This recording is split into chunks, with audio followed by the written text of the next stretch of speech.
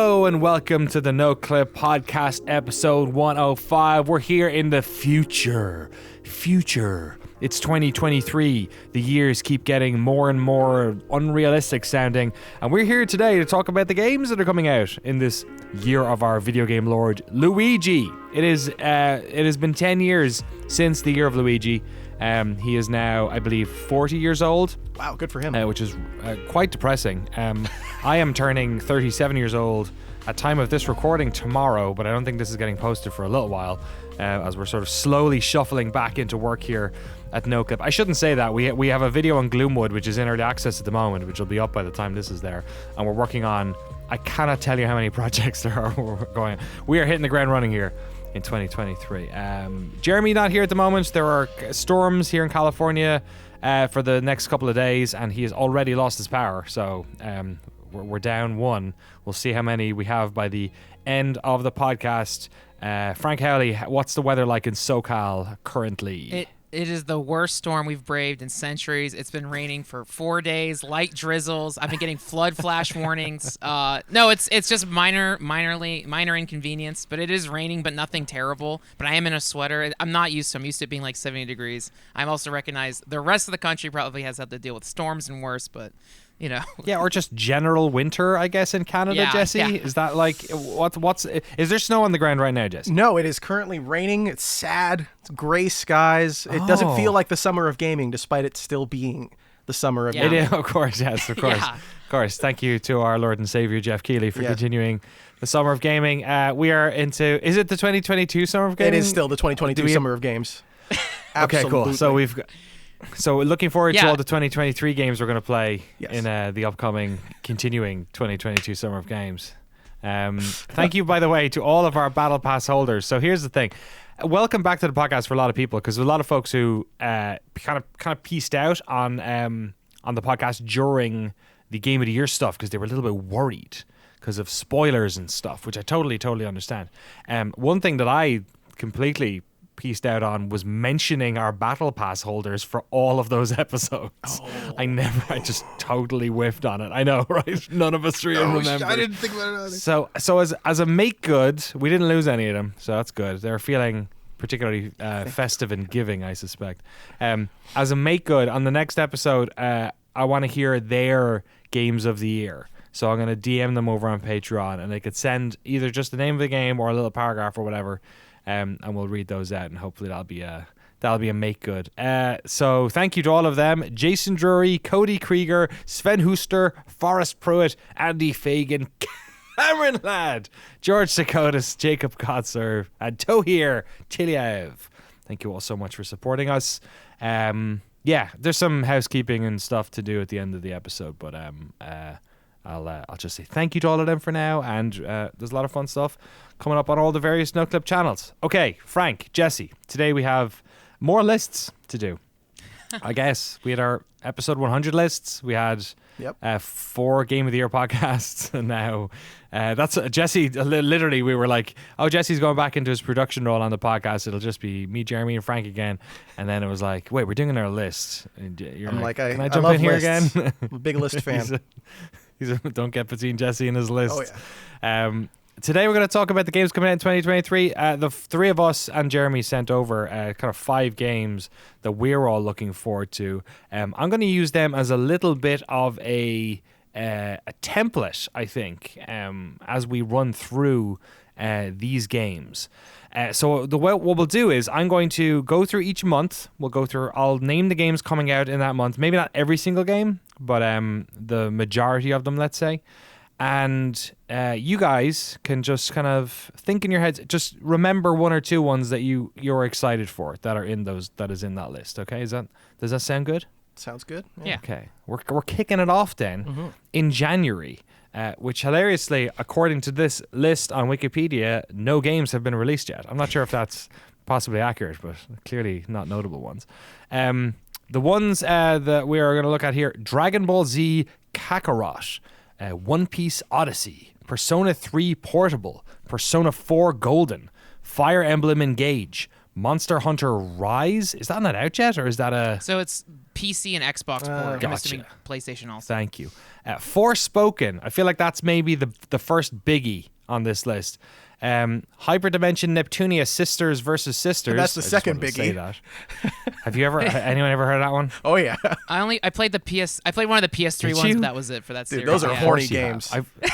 Are they? Oh, they're mega horny. Sisters versus Sisters, I guess, is Yeah, that's pretty implied. Disgaea 7. We have Dead Space. That's the remake coming out. Age of Empires 2 Definitive Edition is coming to Xbox consoles, which is pretty interesting. And of course, SpongeBob SquarePants: The Cosmic Shake. Any of those stand out to you, gents? Legitimately, one of the games I'm most excited for this year is One Piece Odyssey, which the timing of is miraculous because a month ago, like Thanksgiving week, I suddenly decided to get into the longest running manga of all time. Honestly, as a project to carry me into 2023.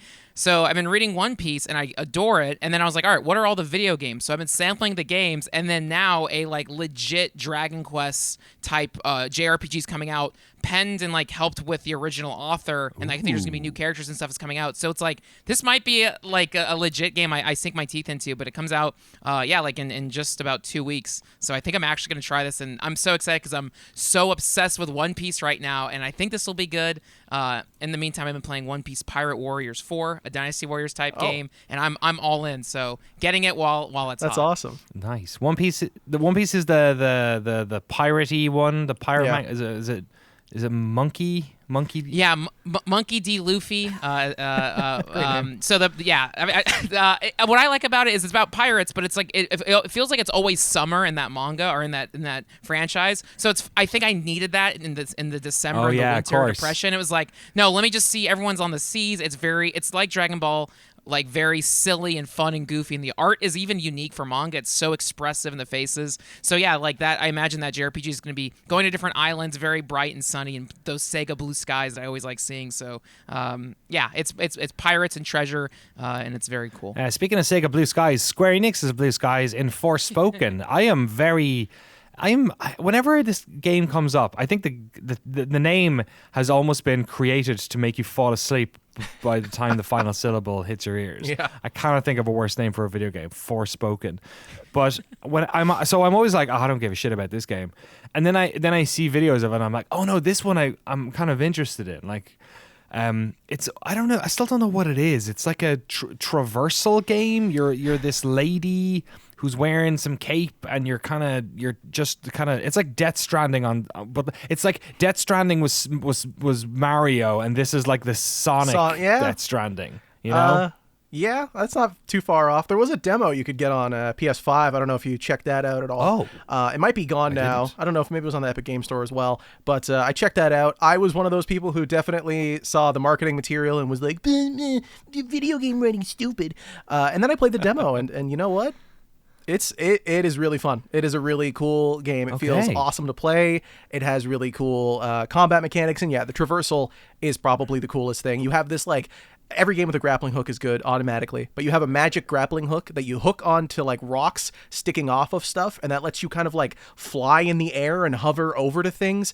It's just really fun to run around. I love it. Yeah, very good. Quake 2 hook mod. Yeah. And now it's finally reached the shores Everywhere. of Japan. Yeah.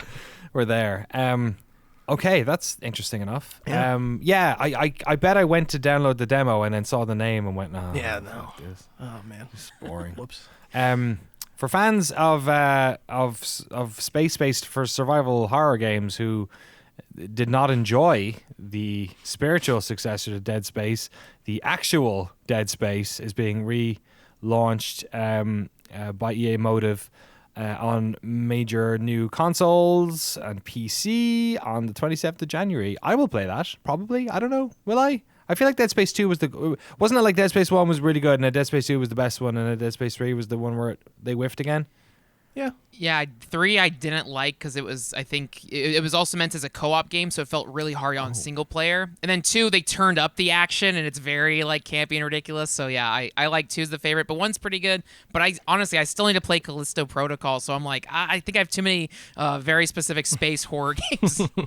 But I do want to check it out at some point. Any love for that, Jesse? Did you play that back in the day? Yeah, I I always like asking you these ones because there's a little bit of an age gap here, and this I don't know when this landed for you. Did you play this when you were 10 years college? old, Jesse? When you were in diapers? Did you play this one? Dead Space 1, yeah, I loved it, played it. Dead Space 2, loved it, played it. I think it's me too, but I think most people who have fond memories of Dead Space 1 actually have fond memories of Dead Space 2. And they just are over. They're like, oh man, the needle scene from Dead Space, and you're like, yeah, which one? That was the start. Yeah, I that's a good point because you're right. I feel like that was the start of Dead Space 2, is it? I'm pretty sure, opening or something. Yeah, the start of Dead Space 1 is when it's pretty slow, right? It's you get off the Ishimura. You're turning up to the ship. Yeah. And I wonder if a lot of that stuff. I can't remember later games, so this is like, what's the opposite of recency bias, whatever that is. But so much of that game was just really novel at the time that like the first game that I think it's kind of like a Tomb Raider situation. Like I love going back and playing Tomb Raider 1, but Tomb Raider 2 is kind of like once you've played a lot of Tomb Raiders, that's more at your pace a little bit. Right. But we'll wait and see. And then Age of Empires 2 Definitive Edition is coming out on consoles. I have played a shed load of that during COVID. I know Frank played a lot of that last year as well. We've been sort of ships in the night when it came to our fandom of that game. It'll be interesting to see how they do it on a console, honestly. It's kind of, I feel like... Yeah, how do you translate that? You know, strategy games and controllers have always kind of been like oil and water. I know like there was, the big fusses made about games like Halo Wars when they came out, that were like specifically made for consoles.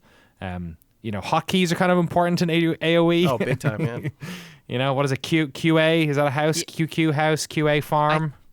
I always the commands I memorize is like grab all your military units and then whipping across the map to point it. So it's like, I don't know. But then I think about that's another way to get achievements is you can play it on console. Anytime there's like ports, I'm like, wait. I can platinum this? And yeah. Oh my gosh. Anything else in there interesting? I'm not really sure if anything else jumps out. Let's move on to February, I guess. I will say that this is also like a what is it? A sine, not a sine wave, just like a down, like a hill. There are more games for the start of the year than there are at the end, so it's going to get fewer and fewer as we go into the next few months. February has games like Deliver Us Mars, or is that Deliver Us? That's the expansion to Deliver Us the Moon, I think. Is it? I'll have to look that one up. Hogwarts Legacy coming out on the 10th. There is a Settlers game coming out. The Settlers New Allies. Settlers a big, talking of sort of city building town game. I played that on the Amiga back in the day. Wild Hearts is coming out. I think a lot of people are interested in that. The Atomic Heart as well, which is just this weird ass looking first person shooter, but it also has maybe the worst box art of all time. I'm not sure if they've decided to change it. Like a Dragon, Ishin, the sort of that's a kind of a throwback Yakuza game. It's kind of set in the I don't know what century, classical Japanese history. Digimon World New Next Order. I thought it said New Order. That would have been a cool collaboration. Crossover with Wolfenstein. Ooh, okay. Murdering these Digimon. Oh, I was thinking with the band, but actually Wolfenstein one would be even more messed up. The Horizon Call of the Mountain, the expansion for Zero Dawn, is slated for February 22nd. Most of these are the end of February, which a lot of this feels like fiscal Q1, and we'll see if it squeezes in between then and February. Blood Bowl 3, Company of Heroes 3, Kirby's Return to Dreamland Deluxe. That game's already out, right? It's a remaster, a port of the Wii one. Yeah. Oh yeah, I thought it came out in like 2010, 2011. Octopath Traveler 2 coming out as well on the 24th. Destiny 2 Lightfall is landing on the 28th, just before the end of the month. Darkest Dungeon 2 still has a date for February, but not any more specific than that, so we're not quite sure. Hilariously, there is a Sherlock Holmes game coming out, Sherlock Holmes The Awakened. Sherlock Holmes did enter the public domain this year, so we will be starting our Sherlock Holmes video game here at Noclip, our Sherlock Holmes comic book series, our Sherlock Holmes podcast. I don't know if there was a difference with Europe. I know there often is a difference with Europe when it comes to public domain. I thought Sherlock Holmes was in some sort of public domain in Europe, which is why there are so many Sherlock Holmes games that come out of Europe. Frogwares, who made this, are based in Well, they're actually based in Kyiv in Ukraine. They also have an office in Dublin, actually, in Ireland. So I'm not sure what the deal is there, but that is also slated for February, but doesn't have any date. Any of those stand out to you, gents? What's February looking like when it comes to Frank and Jesse? Atomic Heart looks really, really cool. I've been watching that for a little while now. Largely Russian video game. I'm pretty sure it's actually voiced in Russian, and then there's subtitles, but there's probably English language option. But why would you do that if it's voiced in Russian? It looks really cool. It looks like, I don't know, somebody made BioShock in Russia. Sure. How many times has that happened? 1 million? But it looks nice. And it sounds nice. It has a really cool soundtrack in the trailer. It's a dope song. Combat looks neat. You are right, though. Box art sucks. Isn't it just a guy and a robot? Like, I think, Mundfish is the name of the studio. A Russian studio, but their headquarters are in Cyprus. That might have something to do with, I don't know, last year's, obviously the war, not specifically, but the sanctions maybe. I'm not sure if that maybe had anything to do with it. Mick Gordon doing the soundtrack for that too. That's why it's so good. There you go. There you go. Shout out to him. Anything else for you, Jesse, in February? Any Valentine's Day presents coming your way? Maybe. I don't know. Not really. Digimon World Next Order is a game that's already out on a lot of consoles, and it's actually fine if you like Digimon games. So maybe I'll buy it again and play it on the Switch in bed and cuddle up next to Agumon. He's my favorite. Beautiful digital monsters. I can't name one digital monster. Wow, dude. Just say anything and then Agumon? Mon, and you've got a Digimon. Yeah. Okay, Trashmon. That's one. Sure. Okay, Why Jesse not? Mon. Yeah. Jesse. It sounds like That sounds like you're being Jamaican. You're Jamaican. Yeah, it does. Let's doesn't go it? Jesse Mon. Biakan. Biakan. Jesse Mon. Frank Mon. Irie. All right, Frank. Tell us what you're going to be playing in February on your voyage to Babylon.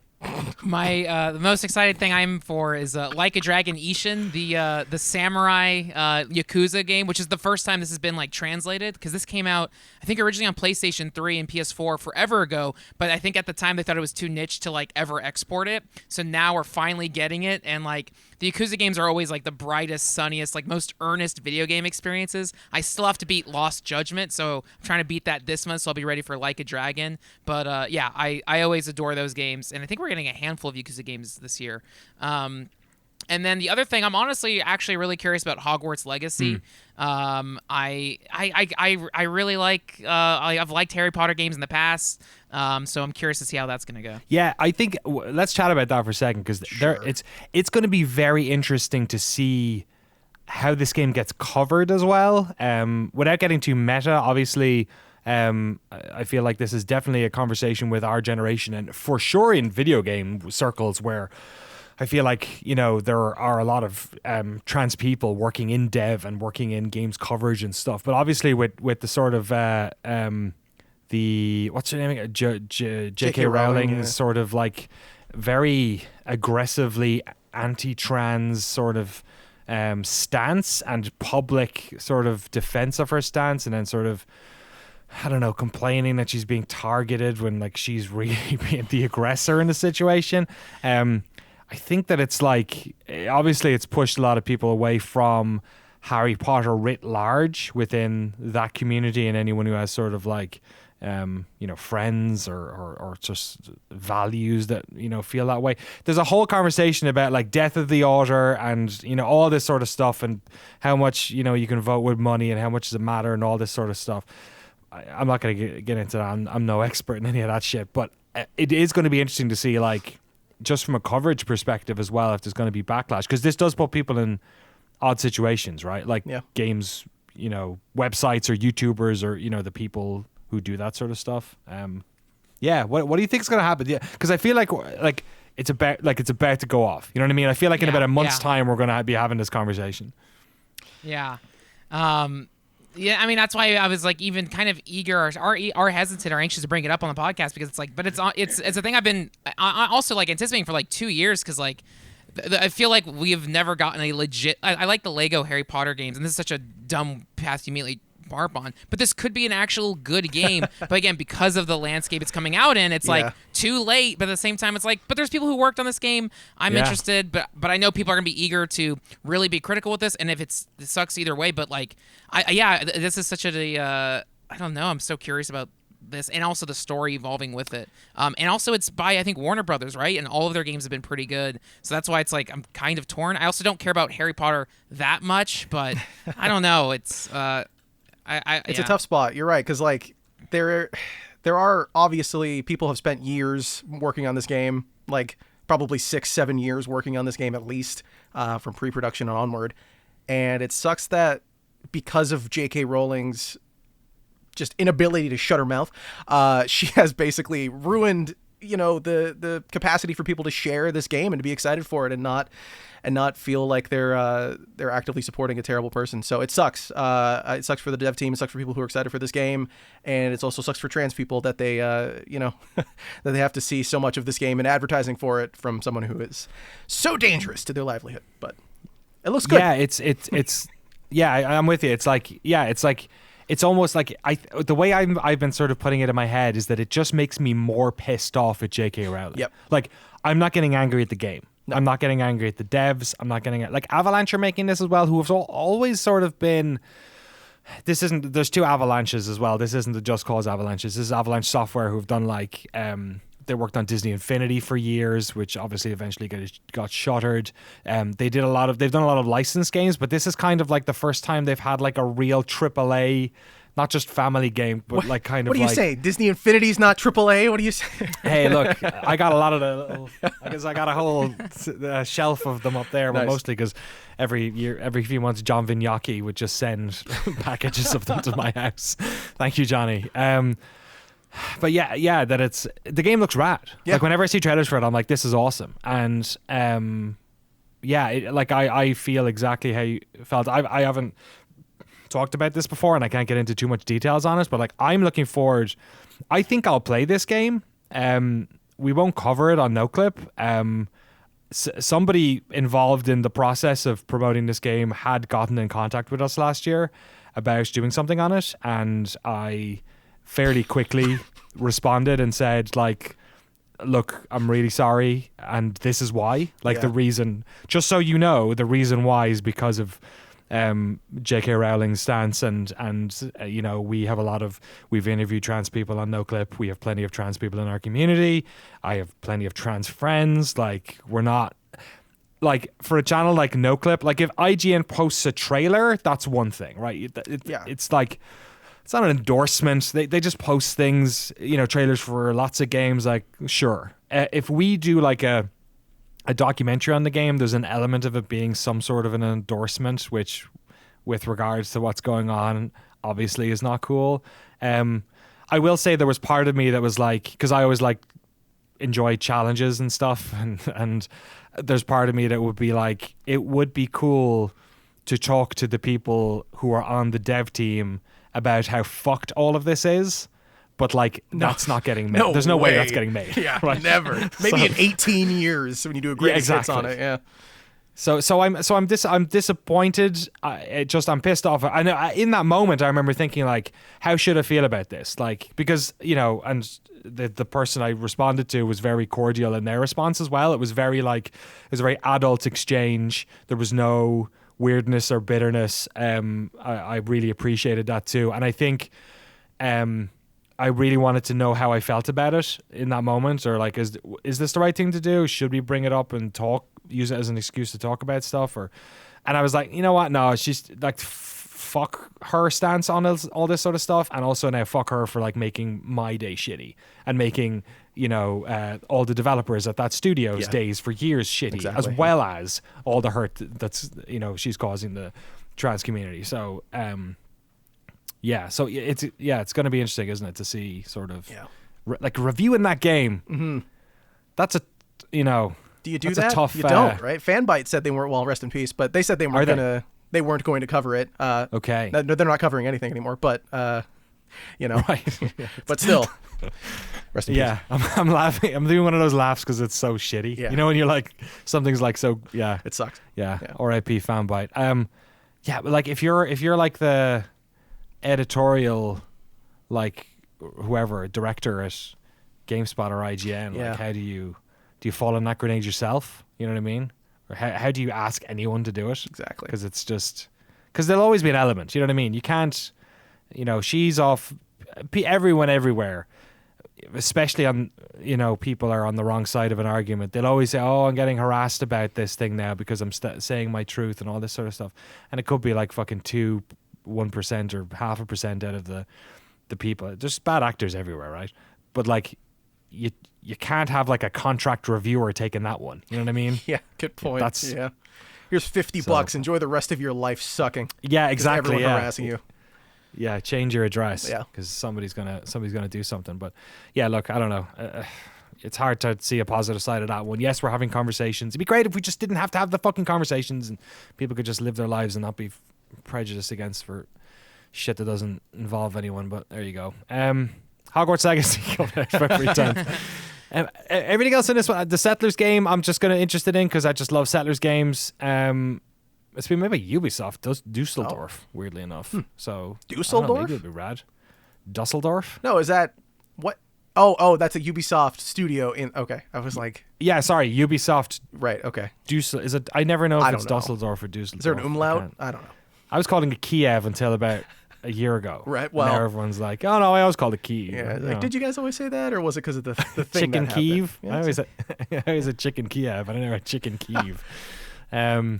Yeah, so it's a reboot of Settlers, so I'm down for that because those games were pretty good, even though they ran like shit on Amiga. Blood Bowl 3 is interesting. Blood Bowl 3 and Company of Heroes 3 are both interesting to me because they're both like sort of very popular 2008, 2005 maybe properties. Right. That are both rad. Blood Bowl is like a turn-based fantasy like American football gridiron kind of game. Company Heroes is real time, but Company Heroes 3 isn't out yet. Yeah, isn't that's crazy? Wild. I feel like I've heard about it for the last 6 years. Yeah, I was trying to see if this is like it came out on PC and this is consoles, but it's not. Weird. Yeah, it's made by Relic, so that's pretty cool. They've also got Homeworld coming out this year as well, don't they? Oh yeah, Homeworld 3 is a busy year for Relic. Anyone playing Destiny anymore? I'll always be curious, but there's so many other games pulling me now, so I don't know. But I want to, but there's not enough time. Darkest Dungeon, I've always been interested in this sequel. I've always been interested in doing something on it. I think Red Hook Games, I think they're based in... oh no, they're in Canada. I got that wrong. Oh, they are. I thought they were, for some reason I thought they were based in Colorado. I don't know who's in Colorado that I want to... Anyway, onwards. March. Let's go to March. The Last of Us Part 1 coming to PC on the 3rd, it says here. So check that one out. Last of Us Part 1.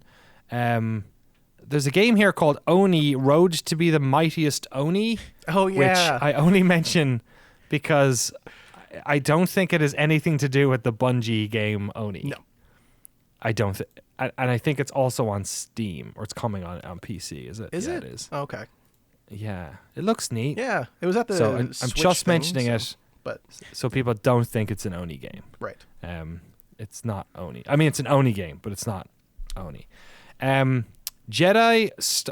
Wars Jedi Survivor is coming out on March 17th. That's pretty exciting. The Resident Evil 4 remake is coming out March 24th. The System Shock remake from Night Dive Studios, which has been in the works for centuries since System Shock 1 came out, is slated to come out in March as well. So we'll have to wait and see for that. But that's pretty cool. Stephen Kick over there at Night Dive. We interviewed him years ago. Some of the folks in our Discord over the past few days were saying like, hit him up, see what... So I was talking to him a few days ago. We'll see if we can do something on that maybe when it comes around. Any of those stand out to you? Any March Madness? Yeah, there's a lot. There's a lot I'm super excited for in March. I mean, the biggest one is Resident Evil 4. The remake are like... I was so surprised with how amazing... I mean, hell, even the original Resident Evil remake, I was so surprised how amazing the Resident Evil 2 remake was. The Resident Evil 3 remake, still, I loved, and so I'm assuming they're going to nail it again, but I'm excited to see how I will be surprised with Resident Evil 4 again.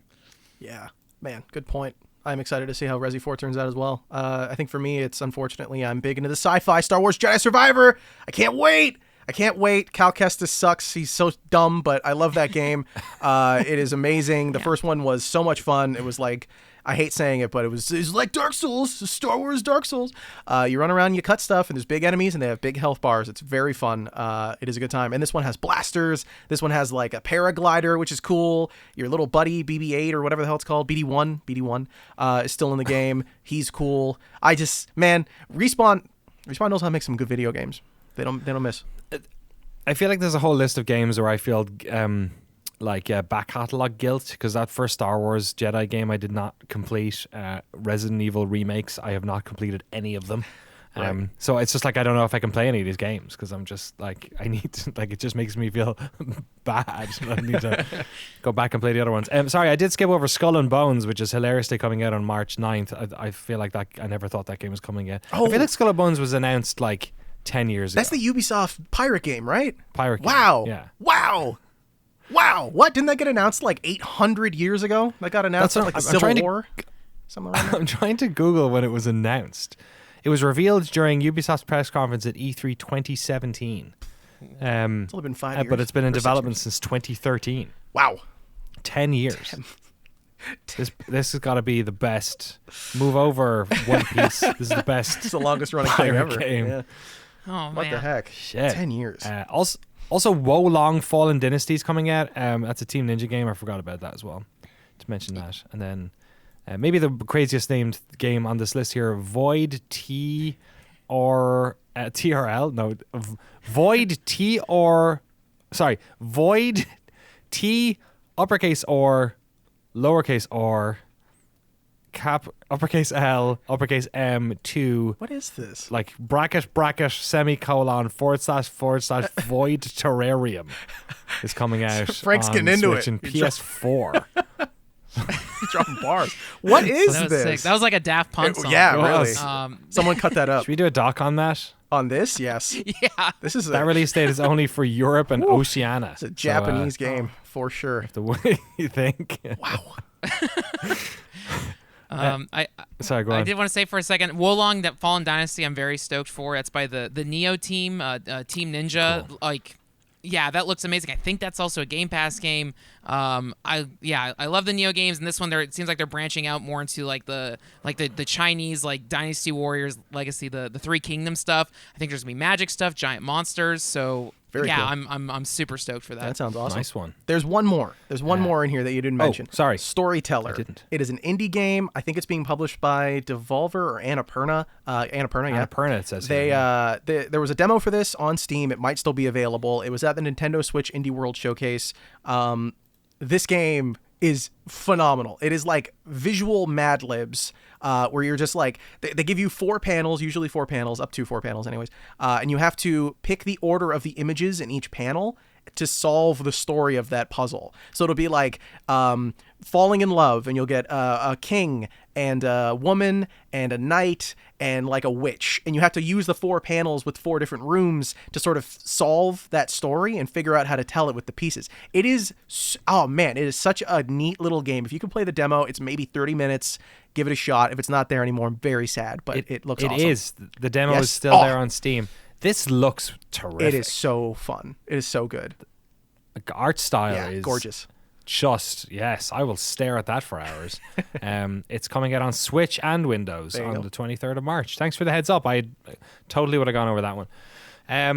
April, starting to get a little bit tight here on releases. Hogwarts Legacy coming out on the older consoles, PS4 and Xbox. What are we calling that thing again? Xbox One, I guess. Stupid ass name. It's getting more and more stupid, that name, forever. And what else do we have that month? Dead Island 2 is coming out on the 28th, which that's a game I completely forgot about. That should be interesting. It's made by Dam Buster Studios, who are based in Nottingham, England, who worked on Homefront: The Revolution. That's a weird transition. Is this what Crytek got rebranded as? No. It is. Is it? Yes. Oh, yeah. Crytek yeah. UK. Yeah. So this is, which Free Radical. prior to that was, I believe, Free Radical. Yes, yeah. So is this the same? It must be the same Yeah. So Free Radical, famous mostly for Time Splitters, also made Haze. Yeah, another Haze fan. Who remember? Do you remember the corn slogan for Haze? What? Korn did a song for Haze. Like the band Yes. Korn. The band Korn in 2008 did a song for Haze, which I think actually might just be called Haze. I gotta look this up now. And there is a famous quote from Jonathan Davis from the time, who said, "Gaming is our religion, and Haze is the shit." Wow. I feel like Frank should get that tattooed on his back. If you're on Google right now, type in Korn Haze, and you will come up against an incredible promotional image. Oh, the music video Of has gameplay footage in it. It sure does. Oh, this is amazing. They're talking about Nectar. Remember Nectar was the drug you took? Yeah. That was like it was basically like made the enemy look like they were more aggressive, and you were just like mowing down, just spoiling Haze here. Dude, that game sucked Yeah. anyways. It's like They Live, basically. Yeah. Yeah, so there you go. They worked on a bunch of Crysis games as well when they were part of Crytek UK. But yeah, so I guess Deep Silver Dambuster Studio Limited. So it's actually owned by Deep Silver. This is layers to this thing. Yeah, so they also made Chorus, which was an interesting game. This was did they work on Chorus? Yeah. They only worked on Chorus. Yeah. Chorus was the space sort of shooter thing, right? Mhm. Yeah. So yeah, Dead Island's coming out in a bunch of stuff. I guess this is their main game that they've been working on for years. I think they only helped out on Chorus. PS4, PS5, Windows, Xbox One, Xbox Series S and X. Who do you voodoo bitch? Can't wait. Yeah, we'll see. I don't know. Dead Island 2 has a real zero expectation vibe to it, you Yeah. know? Where if it ends up being half good, I'll be like, great job, guys, you know? I don't know. Did you guys play the old one, or do you have any... Yeah, I really like the first one. Like, it was like the perfect 360B game, but I think Yeah. that did it have co-op? It did, like, yeah. I really like those games.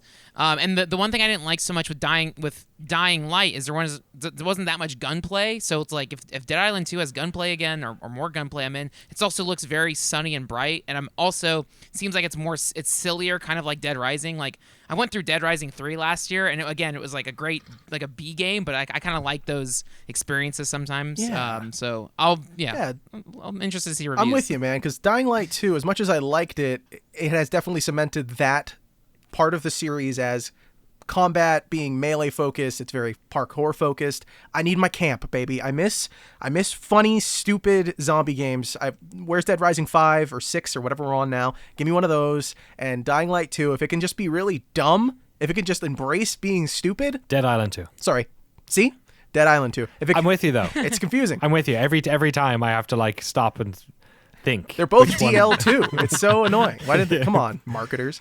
DI. It's Dead Island, not Dead Island. But no, lowercase I. You're right. I'm wrong. I oh, can't you're even right. spell. You're right. Sorry, It's you are fine. right. Yeah, it does look like yeah. But it looks good. It looks fun. I can't wait. The Dead Island 2. See, yeah. They did the whole thing where they pumped a bunch of money into a silly CG trailer for this one too, which I thought was pretty funny. Yeah. To at least do that, very self-aware. May we continue into fiscal Q2. The Legend of Zelda: Tears of the Kingdom is coming out on the 12th, which is perhaps why there's not many other games mentioned in May. Everyone's staying the fuck clear of that one. Suicide Squad: Kill the Justice League is the other big one coming out in May. Pick which one do you want to play right now? Right now, Suicide Squad. What? I know. What? Explain yourself, young man. I loved Zelda. I love Breath of the Wild. Rocksteady games, they got me. They got me by the everything. What pick a body part, they got me by it. It is man, I don't know. I like the Suicide Squad. I like Deadshot or whatever his name is. I like all those guys. They're all cool. There's a big shark you can play as where you do shark stuff. He probably bites people's heads off. It's great. I don't know. It looks cool. It looks just like Rocksteady again. All we've seen is CG cutscenes up until this point, though, so I am kind of a little weary. What's the gameplay going to be like? Is it going to be more like Gotham Knights? Is it going to be more like Arkham Asylum or whatever? Yeah, I don't know. I just can't wait to see what it is, and I love Rocksteady's games. But I am also excited for Breath of the, or whatever it's called now, Tears of the Kingdom. This is interesting. I guess this is apparently, according to them, is the 5th installment of the Batman Arkham series. They're literally saying like this is the 5th game. Arkham Knight came out in 2015. Wow. Which is insane to think that it has been 8 years since one of these games come out. In a way, they could have just made another one of them maybe, and people would have been okay, but I don't know. So it's interesting, yeah. It's also, I believe, Kevin Conroy's final Batman appearance, performance. Mm-hmm. Yeah, so that'll be a big one as well for fans of his work. Of course, he passed away at the latter part of last year. Yeah. Okay. Fair enough. I got, Frank, what about you? Which one? Yeah, I mean, no judgment. Sorry, no judgment. I'm just like, no. yeah.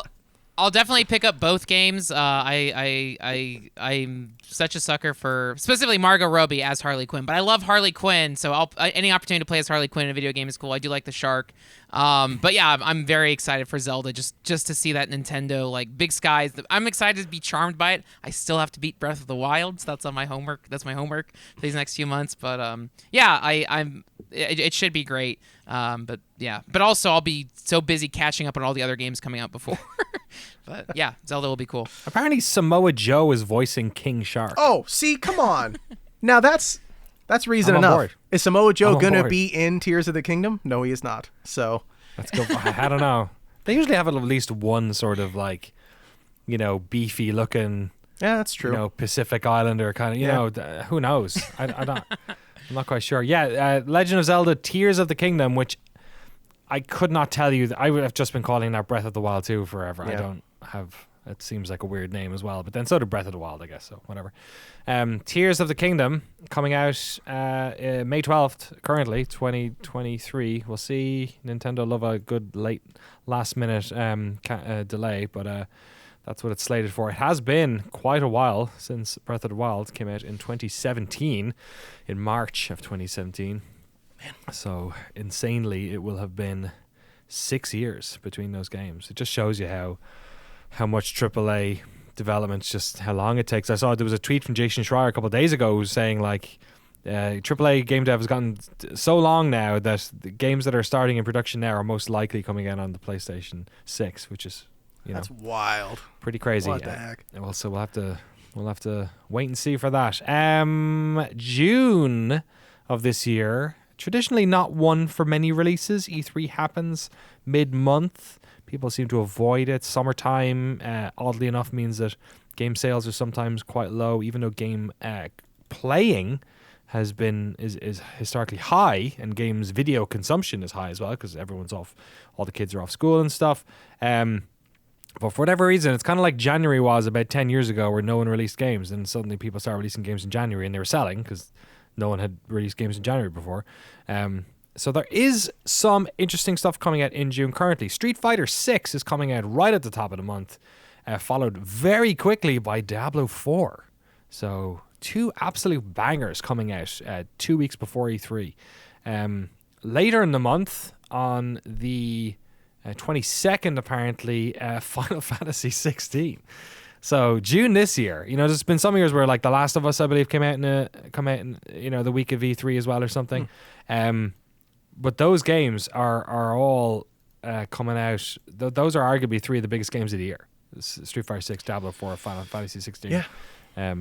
So yeah, which of those folks, Jesse, which one of those sticks out to you? I have been deep in the lost in the rather Final Fantasy 14 sauce for the last 2 weeks. I am fully enamored to the Chocobo song, so I need to see what Yoshi P and the team are doing on Final Fantasy 16. Cannot wait. Oh, it looks so good. The cutscenes look great. That's all I care about. The story. The combat could be the same. It's fine, but the combat also looks good. I liked 15. This looks like it'll be better than that. So, fingers crossed. Is it thematically connected at all? Is it another just fresh start? I think this is another fresh start. Yeah, I've heard people compare this one to Game of Thrones themes-wise. I don't really know about that.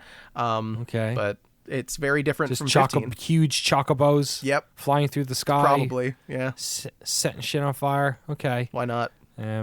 Beginning concept development in 2015, apparently. Those games take forever. And like you said, Naoki Yoshida is the producer on that one. I'm not sure if he was when we did the doc interview. That was 2017, I think we filmed that interview.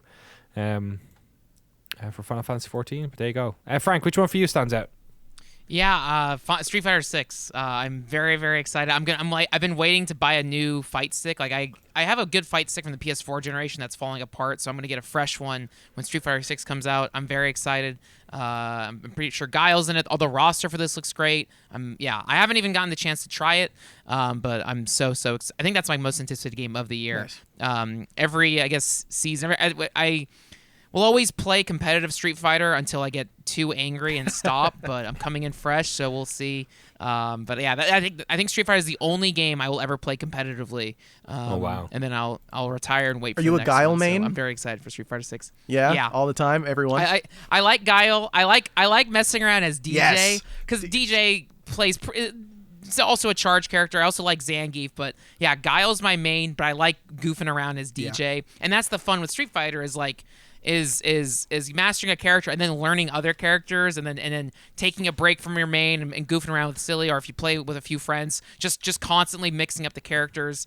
So yeah, and this roster looks awesome. I'm very excited. Yeah. For me, it's the other one. It's Diablo 4. I think it's going to be very interesting to see how this one comes out. You know, Blizzard have obviously had a very weird 4 or 5 years that this game was being developed on during as well. Diablo 3 was a huge refresh for the series, but I'm not quite sure if it stuck its talons in quite as deep as they would have liked on that one. So it'll be interesting to see how a modern Diablo does. It's so strange. So many of those games. I don't know how many. I feel like that exact type of game of sort of isometric dungeon crawler has fallen out of fashion a little bit. Like games, games have gotten, games with like story and stuff like from that angle, like Disco Elysium or more strategic games. I feel it's interesting between that and Company of Heroes and stuff. It feels very throwbacky in a way. So I'm interested to see how they, sort of, I don't know, adapt the main gameplay of it, not just adding in weird systems, because you can go so deep in those games. I'd be interested to see if they do anything with just how the game generally plays that makes it more interesting or novel, or separates it from Diablo 3. But then Diablo, I was at the Worldwide Invitational in Paris when Diablo 3 was announced in, I think it was 2006, and that game eventually came out in 2012. So it's been 11 years since the Diablo came out. So I don't know, maybe you can just do another Diablo game and it's totally fine. July, the Hogwarts Legacy once again coming out. This time on the Switch. Just going to keep on that out. Every 3 months, video game reviewers are going to be quivering in their boots. The Legend of Heroes Trails into Reverie is coming out in North America. That would have come out, I think, a year or two ago in Japan. Legend of Heroes franchise still doing well. That's all there is for July. In August, we have Baldur's Gate 3, which is very exciting. That being made by Larian Studios, who have had great success with the Divinity series. Any Baldur's Gate fans? I've never played much Baldur's Gate or a lot of those games. I know Jeremy, if he was here, would be talking to he's mad into his Icewind Dale and his whatever. Planescape Torment? Planescape Torment.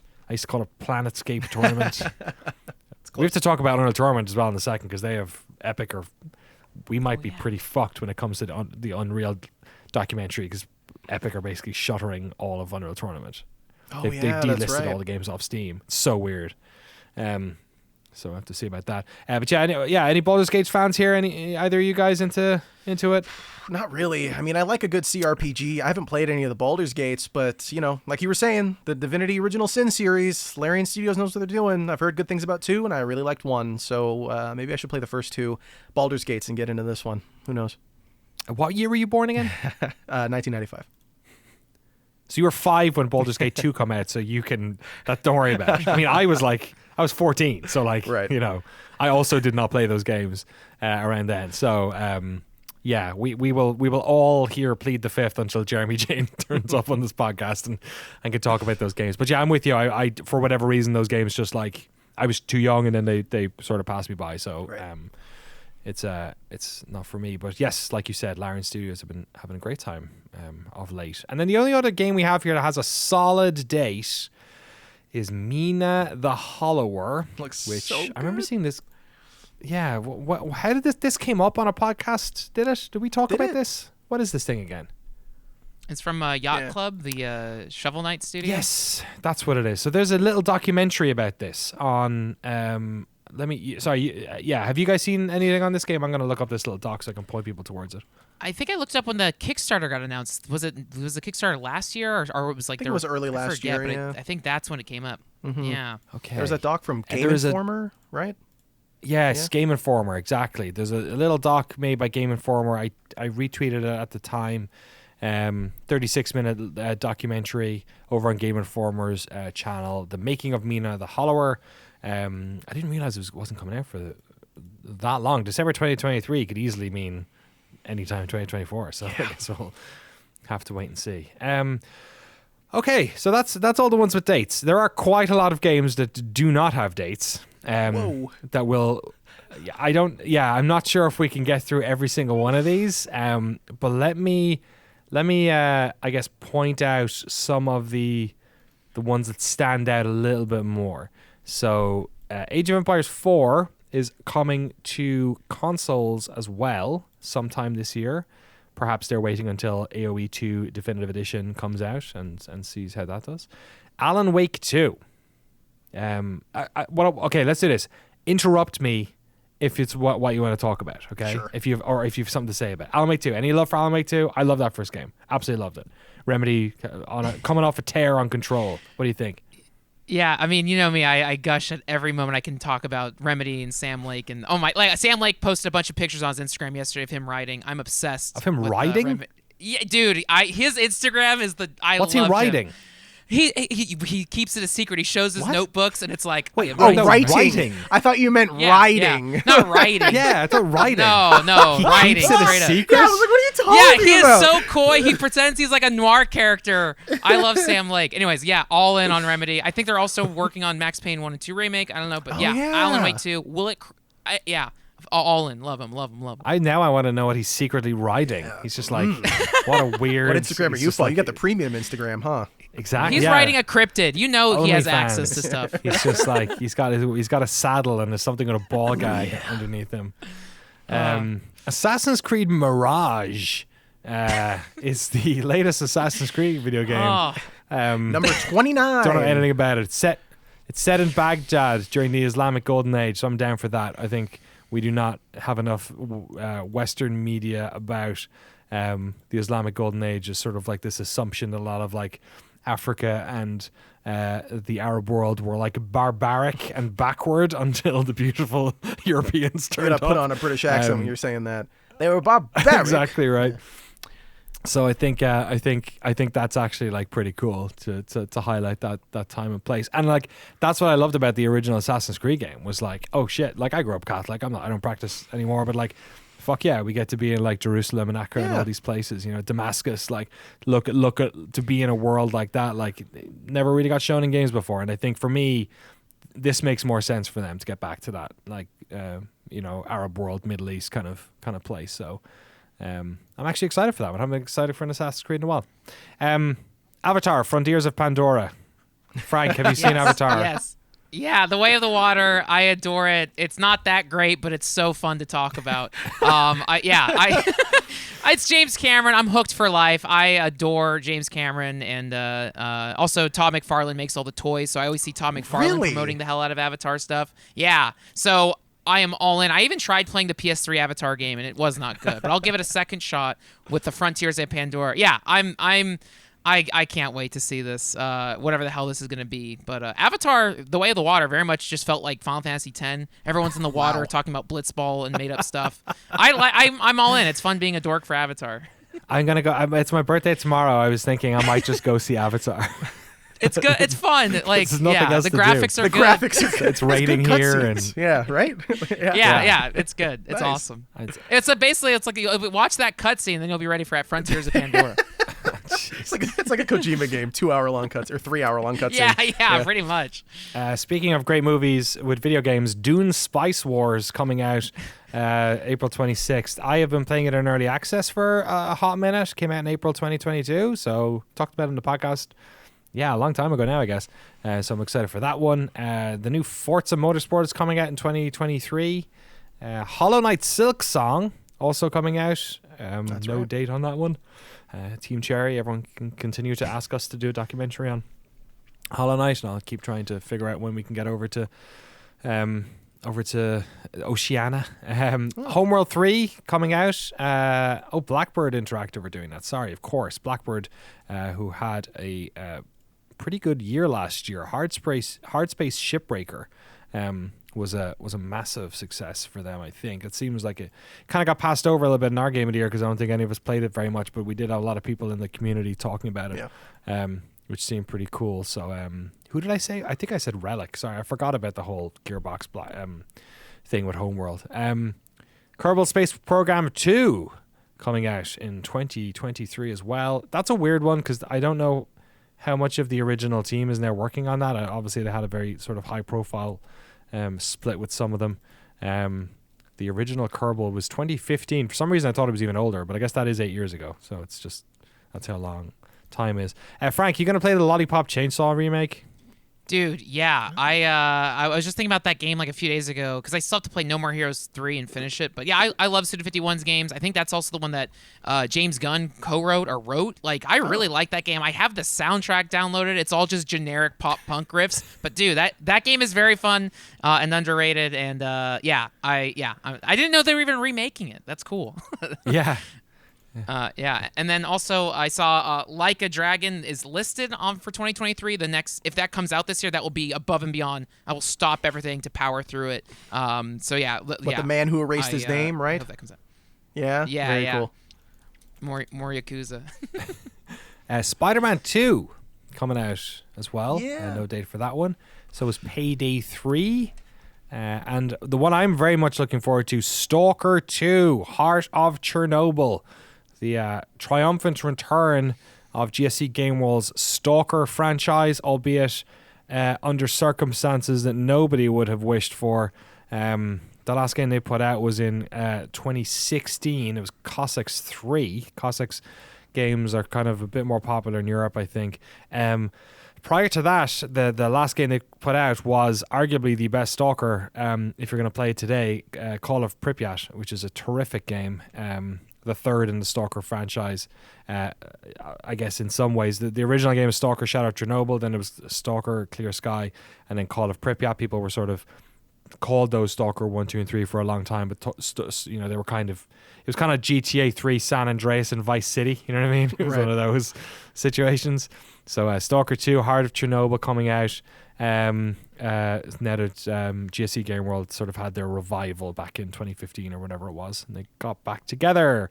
Obviously, absolutely hard conditions for that Ukraine-based team to be working under. There's been, I think they're based in Prague now, but obviously this is a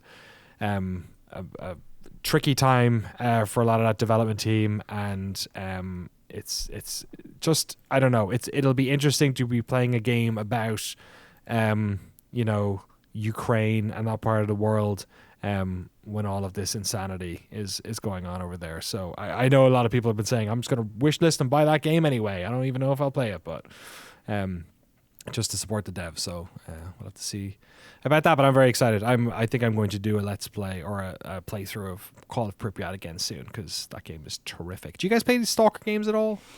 No, that's been one of my Latin, like Deus Ex, are like my two biggest like PC blind spots of just like games I know I'd love, but like seem like those both seem like games where I feel like I need a list of mods to install to play them. Like I get intimidated, but yeah, all those games I have on my Steam library, but I've just never touched them. So maybe I think I've made the decision a while ago to be like, all right, just wait and go in blind with Stalker 2.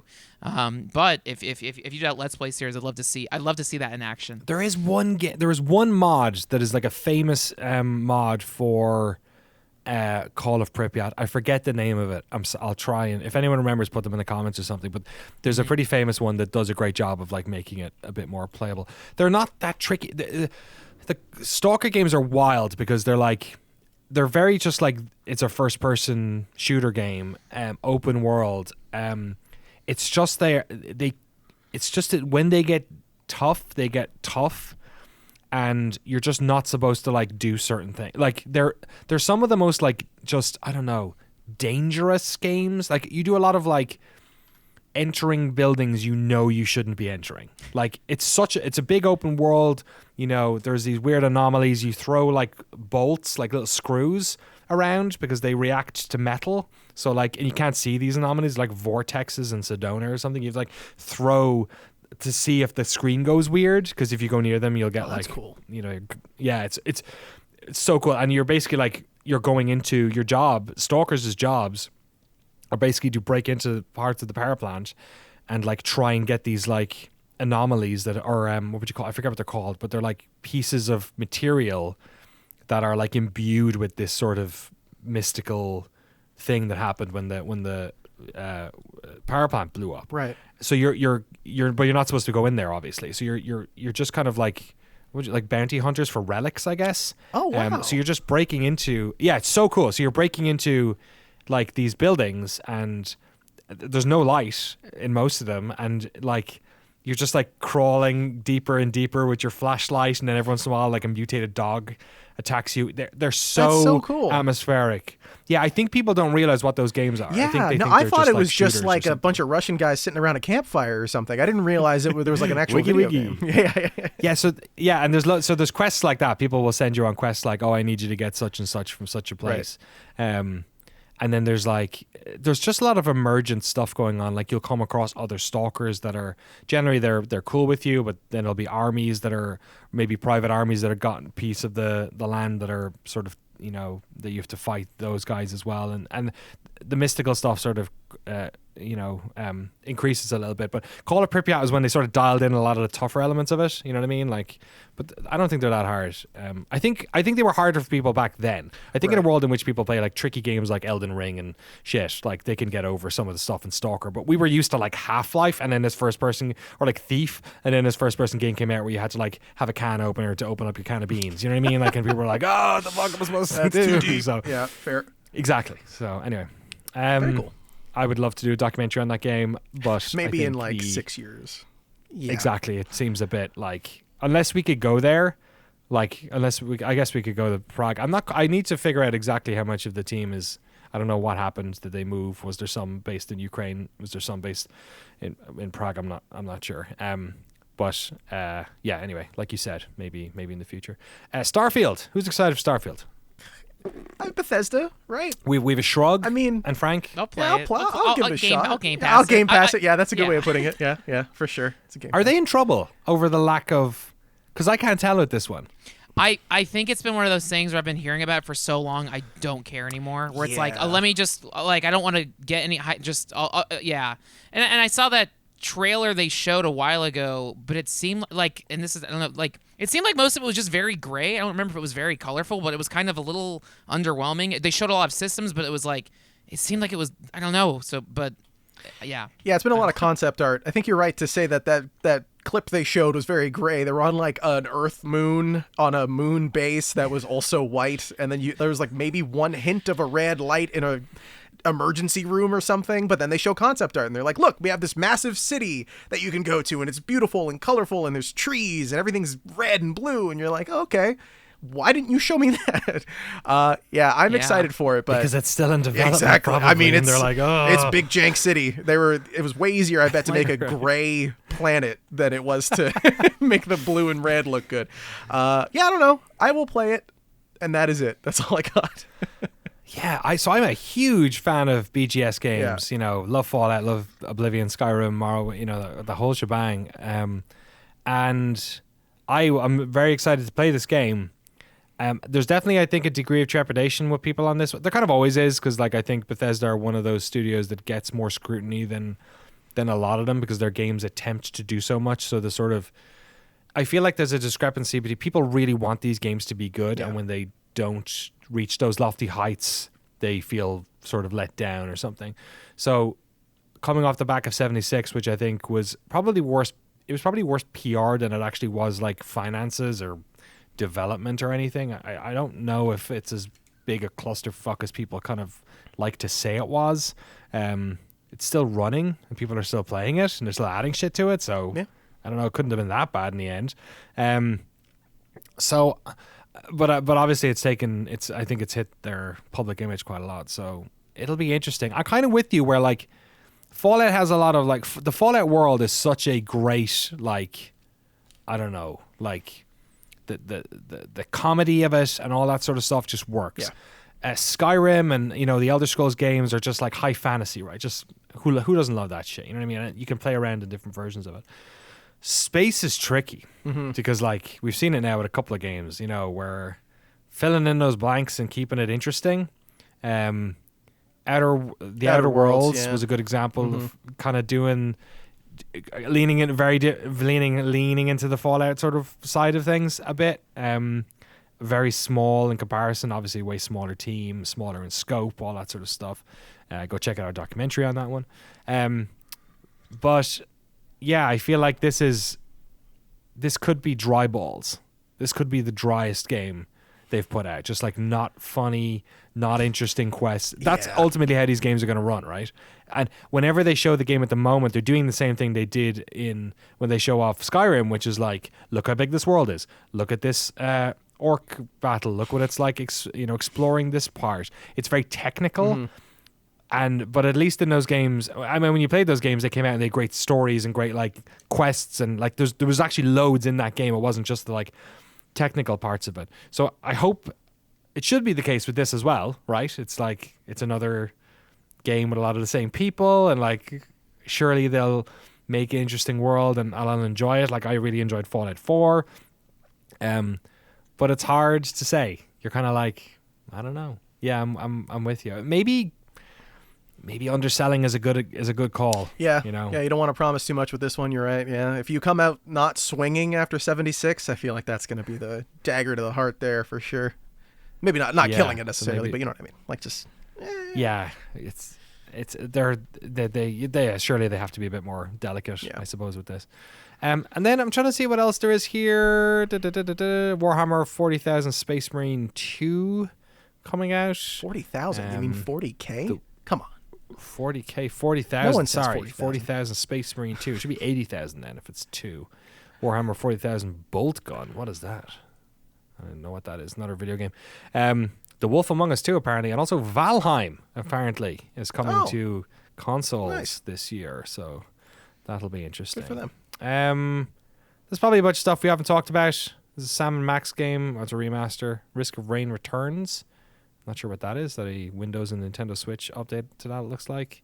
Returnal also coming to PC. Oh, Redfall. Forgot about Redfall. That's the Arcane Austin co-op vampire Looter, pulpy kind of looking shooter? thing. Yeah. Okay. So those are the games. Let's go through our list. So, Frank, do you want to go first? Just we've talked about a lot of these games, but if there's one or two we breezed over. Yeah. RoboCop Rogue City. This is by the team that made that surprising Terminator first-person shooter a few years ago. Oh, yeah. I wanted the Terminator game expecting like this is gonna suck. This is gonna be awesome. It was.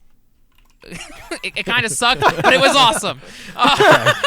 Like I was playing that Terminator game, and the thing they got was they really nailed the James Cameron like 80s aesthetic of Terminator 1, where it's like neon blasters and it's like the sound effects is like amazing. They really nailed it. And even that opening scene of Terminator 2, the Future War, it's like whoa, they got the source material right. Like this isn't just a licensed pass off. It's like no, this is like an earnest like attempt at making like a Terminator 3. It's like this is amazing, and the gameplay just feels like Fallout 3 basics. But like, cool. The world of it is so good, and there's a DLC I never got to. So that same team is doing RoboCop Rogue City. So it's like if it's like a small scale first person shooter adventure, but in the world of RoboCop, if they can do the Paul Verhoeven satire or just 80s cyberpunk stuff, like oh my gosh. So I think that's gonna be a sleeper hit. Like and check out that Terminator game if people haven't checked it out. It's pretty surprising if you're a fan. Terminator, of Terminator Resistance. Yes, Okay, yeah. made by Taeon. a team in Who did in Rambo Poland. the video game? Wow, they have They also did an astonishing amount of games called 101 Insert Animal Pets. There's 101 bunny pets, 101 dino pets, 101 penguin pets. So many. many? They have made an astonishing amount of these games. Otter Pets. God, they've just made a lot of DSiWare, basically. Yeah, wow. They're one of those companies that was making all that DSiWare stuff. Holy shit, did they do My Exotic Farm? That's an old Giant Bomb reference. No, they didn't. Okay, well, that's a shame. There you go. And then the other games you had on your list, rattle through them there. Oh, yeah, let me see. Oh, there's another random-ass game. No idea if this would be cool or not, but Crime Boss Rocky City. Or Rocky City. Yeah, that was shown off at the Game Awards, and it's already coming out in like 3 years. And I think there's like 3 years.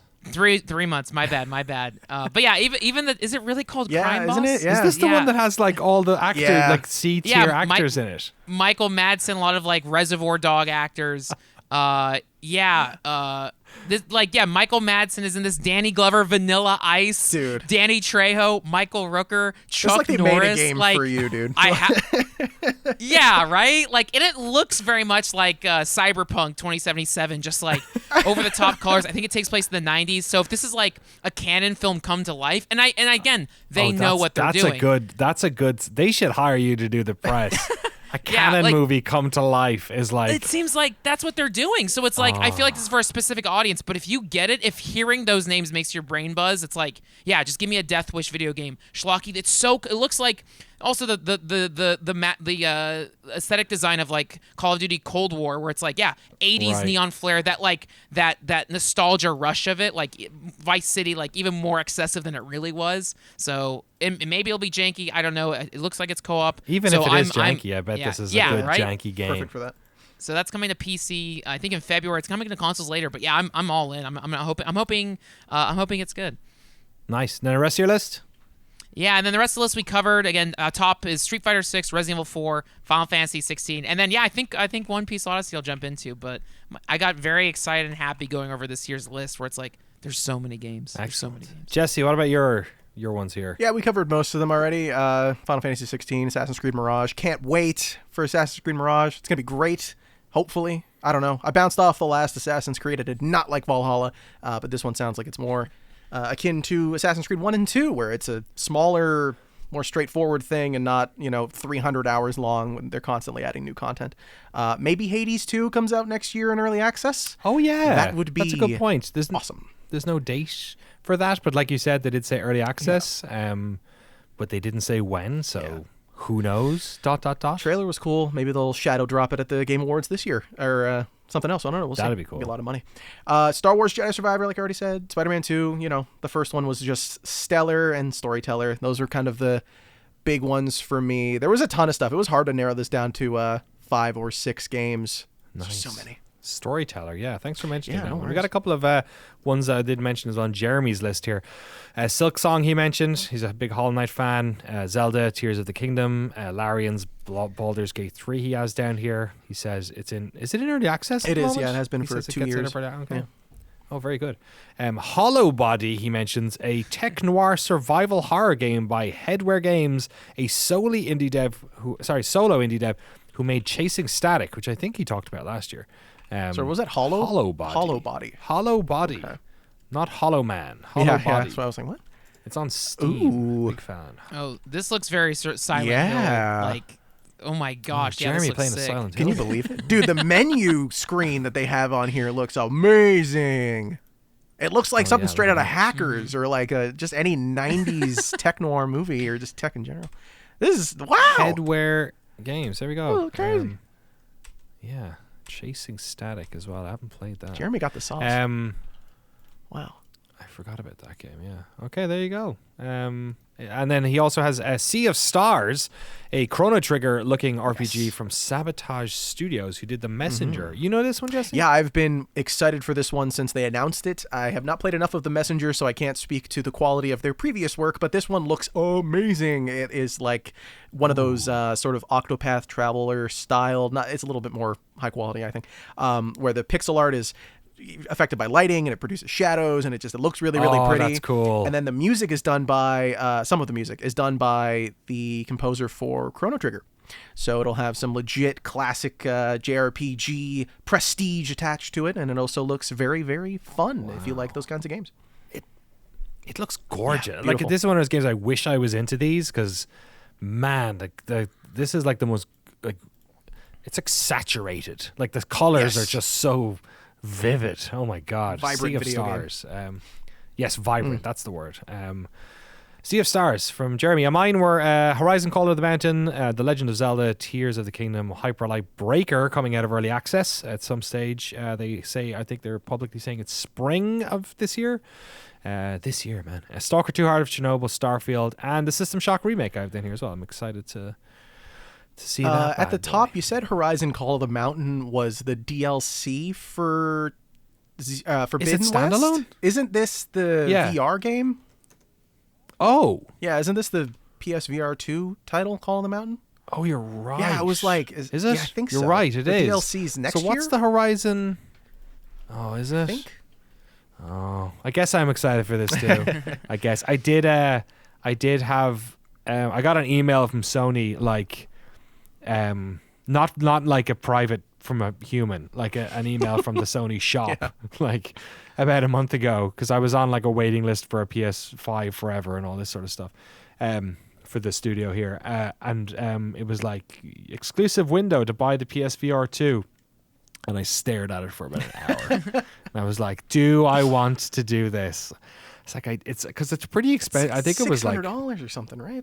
Was it that much? Something like that. Shit, was Might it be that much? In Canadian. my head, I was thinking it was like 300. Was it? Is it that much? Oh no, I'm not so sure I made the right call. Did you get it? I did get it. I did. I was like, you know what? Let's do it. You're right. PlayStation VR 2 Horizon Call of the Mountain bundle. I'm not sure if that's what I got, but it's $600. It's more than a Fuck. PS5 for a thing you plug better into get the some PS5. hot- We better get some hot content. It is more than the PS5, is it? Yeah. Holy shit. You're going to be streaming a Okay, lot. so I guess expect 15 PSVR 2 videos. The IRS is Noclip watching crew this like, year. what is he talking about? Dude, man, okay. Yeah, so I did. I got it. I was like, but I really was like, I don't know. It's always a little bit easier when you look at like the, Noclip expenses that month and you're like, oh, maybe we didn't, maybe I won't buy that hard drive and I'll just do this instead. So you're all free to fly over here and play on the staff PSVR 2 whenever you want to.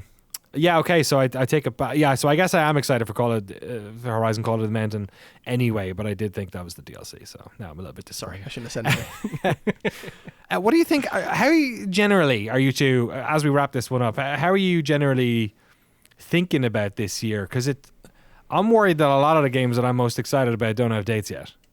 Yeah.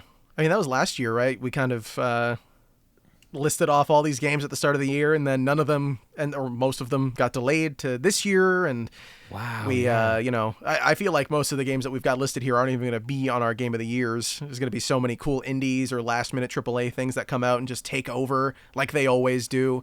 I'm just generally excited to see, what happens with the AAA space, because we're coming off of COVID, right? Well, are we really? Coming off of COVID, Right. we're seeing a lot of the games coming out that were in late development or in mid development during that period of time. What does that mean for those games? What do we see? And this might be the start of the AAA exclusive current gen stuff. What do we see visually? What do we see, if you're making a game just for PS5, what does that look like? Just for Series Right. X, what does that look like and play like? So I'm excited to see the technology advancement, and but mostly I'm just excited for the Plucky Squire, and I hope it actually comes out this year. That would be awesome. Oh, does that have a date for this year I too? believe so. They were tweeting about it being the year of the Plucky Squire. If you haven't seen that trailer, I probably missed a few then, so if you have them, stick them in the comments, folks. Frank, what are you thinking? Because Jesse makes a good point. When I look at our top 10 or top 14 games of 2022, the games that I think were on a list it's probably like Elden Ring, Horizon, and then I don't know, because a lot of these games just came out and blew us away, or enough of us talked about them between each other to get us to play them. So what are you thinking about the year that's coming? Yeah, I'm excited for all the Yakuza stuff coming out, Street Fighter 6. Beyond that, and Resident Evil 4, the survival horror stuff. But I'm always a huge fan of all the E3, and it's out now. The surprise releases, a lot of I spend a lot of time with remasters, filling the gaps. And then as we said, the indie games are the ones that we usually end up talking about, that we usually end up covering. So what is going to surprise us? Yeah, but again, like I feel like, and now that I have like all these different consoles and a good game PC, I have so much like at my ready to play that it's like I'm still gonna be catching up on the last generation of games for the rest of my life. Like even God of War, I'm still not even halfway through. I have so much to catch up on that like. Even if only 2 games came out this year, I'd be happy. So there's so many games coming out that I'm very excited. But yeah, I don't know what's going to stick. Will Wolong, the Fallen Dynasty, be too hard and I bounce off it? That's what happened with Neo 2. Will Diablo 4 become a 500-hour addiction? I don't know. Will Dead Island 2 be bad? Probably. I don't know. I don't know. So I don't know. I'm going into everything with an open mind. I'm hoping Final Fantasy 16 is good because 15, as much as I like the gameplay, I played about 40 hours of that, and I kind of avoided the story because I could not care about the story. Wow, like, really? It sucked. It did. It lost me, but I loved. You're right, but I loved hunting. I loved doing the road tripping with my buddies. Like I did all of the side content, and then as soon as it was like time to finish the game, I was like, I'm good. and then I tried coming back to it, and I forgot because the combat system was so complicated. So I'm hoping 16 works, and I'm charmed by every Final Fantasy. I even loved all the 13 trilogy. So yeah, I'm hoping that one's gonna be great. Nice one. Yeah, it'll be. You're right. I almost feel like I want to go back and listen to that podcast from the start of last year and see what the hopes and fears that we had for the year that was coming. I said I was excited for Saints Row, and that did break my heart. That's right. Oh boy, yeah. And you did mention E3, so at the very least, we do get an E3 this year, an in-person E3. So we'll try and roll deep with the crew. Jesse, you've never been to an E3, right? I haven't. No, Do you want to come to an E3? dude. Yes. Do you want to come to an E3? That would be amazing. We can probably if we can. I'm going to Ireland at some stage. I'm going early this year in May. I make sure I don't fly home during E3 because I hate to miss an E3 if there's one on. Right. Yeah, we should. Well, let's. I won't promise it right now, but I think that's what we should do. We should all run. We should roll deep to E3 and have the whole crew go. I'm sure we can get passes and all that shit, and then we just have to. What visas do you need to travel to the States? I have my passport. I think we're good. Canada and America are good Passport friends. is just good. Yeah. Yep. Just say. Well, Business or I'm not gonna pleasure? tell I'll you just what to say tell the pleasure. People It's at fine. immigration. Yeah. Pleasure, man. Just say you're visiting your friend Frank. I'm going to show you the Microsoft Plaza. They have placards on the ground that say when Minecraft came out, when the 360 came out. Dude, It's the I just best want to be thing in behind the world. scenes, Oni- Frank Howley walking around at a convention. That's all I want in my life. Oh man, we can also go to Little Tokyo. There's so much good stuff. E3 is great, man. You're just walking around bumping into like devs and shit all the time. It's great. I can point to you the car wash that's in Tony Hawk Pro Skater 3 in the Los Angeles. Oh, that's state. real. That's right. Yeah, that car wash is there, right across from Oh, E3. man. It's The awesome. Hooters won't be though, right? Aren't they closing all their? I think. I think so. Or Yeah, they're rebrand. rebranding Rebranding, Hooters yeah. now or something, Yeah. right? It's all about butts. Isn't that No. what they're doing? I don't know. My lord, my lord. All right. On that note, thanks for listening to the podcast. Thanks for sticking with us in 2022. We're excited to be back. A couple of bits of housekeeping. We've got a bunch of projects in the run at the moment. The Dwarf Fortress documentary, Hyperlight Development Episode 2, Wipeout. Got a bunch of people for that one lined up already. We're working on an Unreal Tournament one as well. The video might be up already. I'm not quite sure. We have a new video about Gloomwood, Jesse edited, which is sort of in the developer breakdown vein, but we're putting them now on the main channel and pulling back on the branding just a little bit. So we have a space to kind of do shorter videos. It's only 17 minutes long. But packed full of goodies. We're also working on 4 other secret projects. We have loads. We have games that were in our Game of the Year list last year that suddenly we were like, yo, let's do a doc on it. We've got some new AAA games. We have a game from maybe one of the biggest studios we've ever talked to. We've never talked to them before coming out. We're filming that next week in Los Angeles. So we've absolutely loads hitting the channels. Noclip this year, the main doc channel, is going to have more videos from more studios than ever before, and some of them will be shorter as well, which will be, I think, really cool. Just a way for us to cover more stuff. And then we will have also this month, because I was thinking of all the games that we'd love to have spoiler casts on, kept coming up during our Game of the Year list. So I was like, let's do more spoiler casts, because then people can have them as well. We'll do them as like bonus episodes every whatever, like a couple of months or something. I have talked to the folks at Half Mermaid, and we're going to get Sam Barlow on to talk about Immortality. That's awesome. And do a proper spoiler cast on that game. So yes, if you have not played that game, you do not have to listen to that episode. Or if you're not going to play that game, listen to the episode, I guess. So that'll be fun. And we're talking to a bunch of our developers about getting them on to do spoiler casts, especially because last year there were so many games that had like stories and themes and stuff that we were all sort of chatting about on the pod. So it'd be fun to get the writers and the creators on themselves to tell us what they thought. Support the podcast, fund our docs, and get access to our bonus episodes and loads more, including the official Discord over at patreon.com/Noclip. And that's it. That's the show. Frank, what are you playing for the rest of your week? I've been getting back into Death Stranding because I saw the trailer for Death Stranding 2 at Game Awards. So Death Stranding's been really fun. It's also been good. The weather has been identical. It's been kind of cloudy, but I've also been hiking in the rain, so it works. And then my chill-out game has been One Piece Pirate Warriors 4, Dynasty Warriors, and then Ridge Racer 6, which is backwards compatible on Series X. Such a good racing game. So it's very, very good. So just chilling with games right now, which is nice. What you got, Jesse? It is season 8 of Marvel Snap or something. I don't know. I spent $15 on a stupid season pass in a video game. You know what? It's got me by the whatever. Again, I'm being held by all my appendages. Man, I can't stop playing that game. I bought a stupid tagger for $15. It's my Fortnite. They could do whatever they want. I'll give them the money. It's unfortunate. Wow. Yeah. Is the tiger stupid? It's really dumb. Is it like a dumb tiger? It's so overpowered. It's his name is like Zabu or something. It's got a goofy face. It's great. Yeah. I love it. I've been weirdly enough playing Into the Breach a lot. I don't know why. Oh, nice. The And it's just anniversary edition, yeah. Yeah, because I burned through Tinykin. Oh, nice. Dude, you liked it, yeah? Dude, Tinykin was amazing. Nice. It was so good. I'm not sure if it would have made my top 10 games last year. Only because it's like, but I don't know why. It's just it's a very like feels kind of like the it's Gunk, like the perfect game, right? Yeah, it's exactly like the Gunk. You're right. It is exactly like the Gunk. It is just perfectly designed, short and sweet. It didn't like make me think the world was different or like impact me in any way, but it was exactly the game I wanted it to be. So weird. I would recommend this to almost anyone in a heartbeat.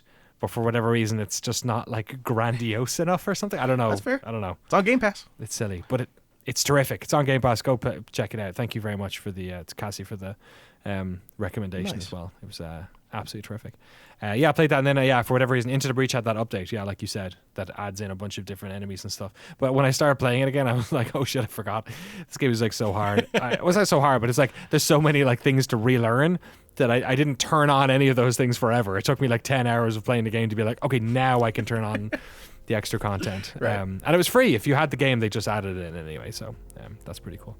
Go check out a documentary with the guys at Subset Games over on youtube.com/noclipvideo. This is half the reason we're sort of pulling back on some of the big studio doc stuff, because we've covered so many at this stage that we're having to be a bit smarter this year and cover a lot of new stuff and cover classic stuff. So it's gonna be a fun year over on the channel. Thanks for hanging out and listening. Jeremy will hopefully be back next time, and we'll see you next time on the pod. Bye.